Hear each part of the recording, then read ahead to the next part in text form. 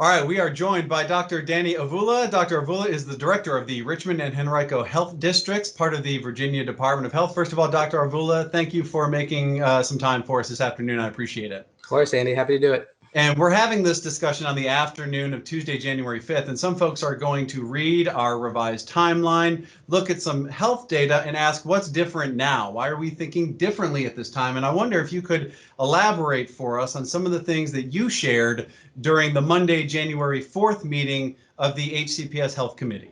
Yeah, well, I think it's first important to state the obvious, which is that in our community, COVID rates are higher than they've ever been. And so I think that raises a lot of questions for parents, for families, for teachers. Why would we consider going back when we're seeing more and more community transmission taking place? And I think I absolutely understand that, but we need to really ask the question, are schools places where transmission occurs, and are schools places where people are going to be at higher risk? Teachers or students are going to be at higher risk of contracting COVID. And what we've seen consistently now for almost a year around the country, around the world, and even here in the state of Virginia, is that schools, when they are executing an effective safety plan, are remarkably safe places for kids and for teachers. You know, when we look at our outbreak data, we are seeing sporadic outbreaks in schools, but nothing compared to what we're seeing in workplaces and in other congregate settings. And in fact, the CDC just published a paper 2 weeks ago where they compared a bunch of kids who had contracted COVID. And what they found is that kids who were positive for COVID were more likely to have attended weddings, family gatherings, parties, play dates, funerals, but they were not more likely to have attended childcare or school. And I think that just continues to affirm the growing amount of data that shows that schools that are enforcing distancing, that are enforcing mask wearing, that are following really strict procedures and protocols can do this well, and can keep kids safe and can keep teachers safe. And in addition to distancing and mask wearing, we have signage in our schools, protective barriers in our schools. We will be re-energizing our efforts to communicate those in the days and weeks to come, so people can see what our schools do look like. And it's much different than what they look like this past fall, summer, and even last spring. But I wonder if you could elaborate on what are the things that you are seeing and that you know about in terms of the HCPS risk mitigation strategies that are instilling confidence from your point of view? Well, I think it's the thoughtfulness at every turn. It's the system to track symptoms and exclude students who may be positive. It's the strong communication with parents. And probably the most heartening thing for us has been the extreme degree of integration and connection with the health department, because one of the really important mitigation efforts is contact tracing, follow-up, the ability to identify individuals quickly, and then pursue case investigation and contact tracing.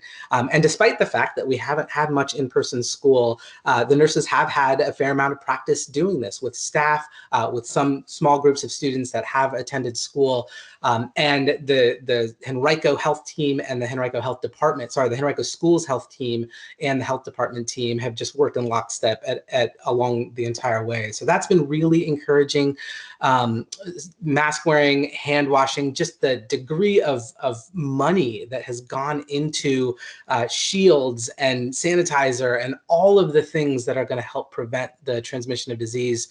I can't imagine the school system doing anything more to assure the safety of teachers and of students. And so, I'm really encouraged by what I've seen, certainly in Henrico's planning. I'm also encouraged in what I've seen in schools around the Commonwealth that have gone back in person. And I think that the experience of those sister school systems that have been doing in-person for months now, private schools here in our own community that have been doing this, just continues to affirm that this can be done, and this is what we need to be doing for kids and families. Yeah, I appreciate that, and we'll have you back in the future to talk more about contact tracing, which I do think will be one of the important follow-up questions. But before we go, because I know we only have you for a couple of minutes, is there anything else that folks should keep in mind as we move forward and work to bring more students into our schools?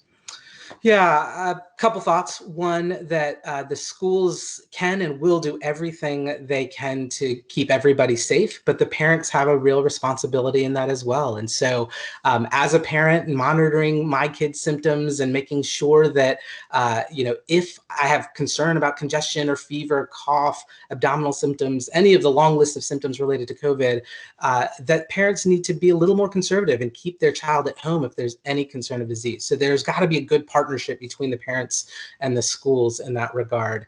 And then the second thing would be having realistic expectations. We're not going to see 0 cases in schools, right?